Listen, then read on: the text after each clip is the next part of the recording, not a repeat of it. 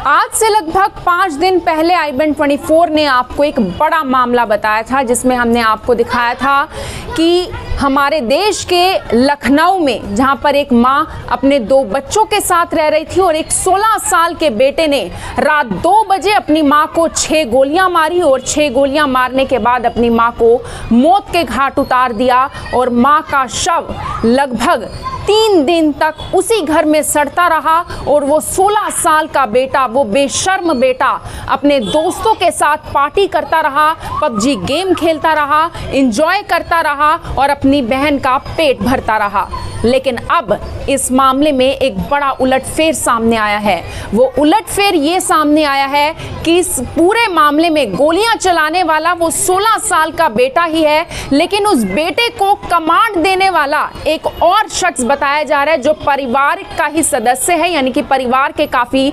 नजदीकी सदस्य बताया जा रहा है, जिसको बचाने का प्रयास इस वक्त परिवार कर रहा है। और उन्होंने अपने बेटे को इस पूरे मामले में आगे करने की कोशिश की। उन्होंने अपने बेटे को आगे इस वजह से कोशिश की आगे करने की क्योंकि बेटे की उम्र 16 साल है, बेटा नाबालिग है और ऐसे में उसे सजा भी कम होने वाली है। लेकिन अब पहला सवाल ये खड़ा होता है कि आखिर वो तीसरा शख्स कौन है जिस पर संदेह ये जताया जा रहा है कि जिस वक्त ये पूरी वारदात को अंजाम दिया जाता है, जब मां साधना के पास 10 साल की बेटी सो रही थी, उस समय घर में वो चौथा शख्स आखिर था। तो था कौन जिसने इस पूरे हत्याकांड को ऑपरेट करवाया?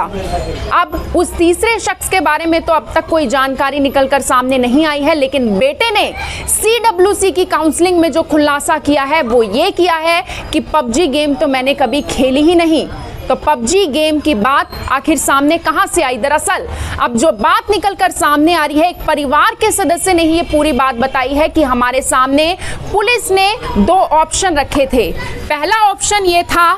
कि आपके घर के 2 सदस्य जेल के अंदर जाएंगे। अब चूज आपको करना है दोनों ऑप्शंस में से कि आपको परिवार के 2 सदस्य जेल में डालने हैं या फिर 16 साल का बेटा जेल भेजना है, जिसको सजा भी कम हो जाएगी। तो ऐसे में परिवार ने यह समझा कि हमने अपने एक घर के सदस्य को तो खो ही दिया है, यानी कि उस 16 साल की बेटी की मां साधना को तो खो ही दिया है, लेकिन इसमें हम दूसरे परिवार के सदस्य को खो नहीं सकते जिसके बारे में अब तक कोई जानकारी नहीं है। इसलिए उन्होंने उस वक्त ये समझा कि क्यों ना 16 साल के बेटे को ही आगे कर दिया जाए और उसकी सजा भी कम हो जाएगी। लेकिन अब परिवार का ये कहना है कि वो पुलिस की इस पूरी कार्रवाई से संतुष्ट नहीं है और ऐसे में साधना की 13वीं होने के बाद वो इस मामले को फिर से उजागर करेंगे, फिर से पुलिस से बातचीत करेंगे इस पूरे मामले को लेकर। अब दूसरा सवाल ये खड़ा होता है कि अगर बेटा पबजी नहीं खेलता तो ये पूरी मनगढ़ंत कहानी आखिर पुलिस ने क्यों रचाई? ये पूरी मनगढ़ंत कहानी जो जानकारी निकलकर सामने आ रही है कि पुलिस ने इस वजह से रचाई क्योंकि पुलिस को यह लगा कि पबजी मामला बड़ा ही एक हाईलाइटेड मामला है और बहुत सारे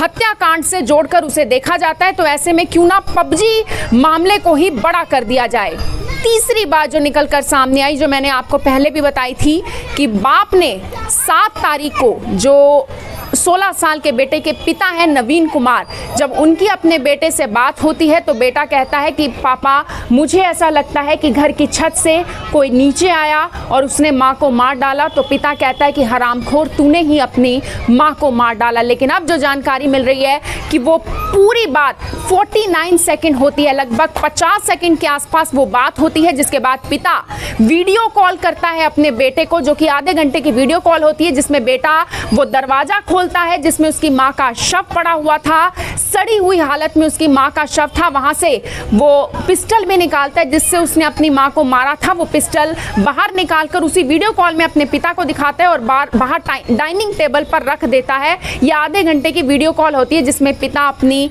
पत्नी को देखता है। और जो आखिर में बात निकलकर सामने आई है, अब आप पहले भी ये बात शायद सोच रहे होंगे कि 10 साल की बच्ची कोई छोटी बच्ची नहीं होती, लेकिन जो जानकारी निकलकर सामने आ रही है जो बेटी ने खुद अपने मुंह से बताई है कि जब गोली चलने की उसने आवाज सुनी तो उसे लगा कि हाँ कुछ तो घर में हुआ है, लेकिन उसे उस दिन पता नहीं लगा कि उसकी मां ने दुनिया छोड़ दी।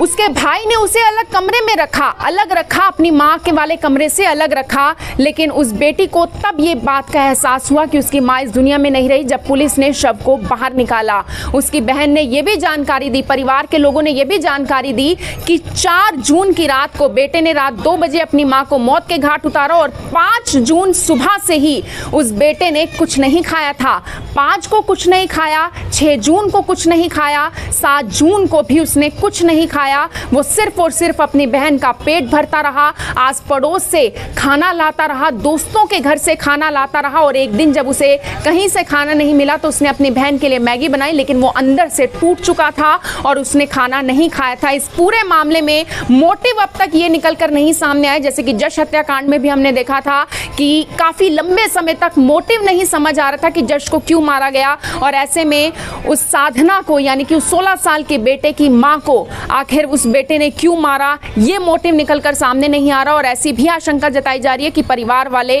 उस मोटिव को छुपाना चाहते हैं, इस वजह से पुलिस ने यह मनगढ़ंत कहानी रची। मेरी आप सभी लोगों से यही अपील कि जो भी लोग इस वीडियो को देख रहे हैं इसे साथ के साथ जरूर शेयर कीजिएगा। धन्यवाद। अब यहाँ तक आ ही गए हैं तो हमारे चैनल को सब्सक्राइब जरूर करें और नीचे दिए गए बेल आइकन को जरूर दबाएं ताकि हर खबर सबसे पहले पहुंचे आप तक।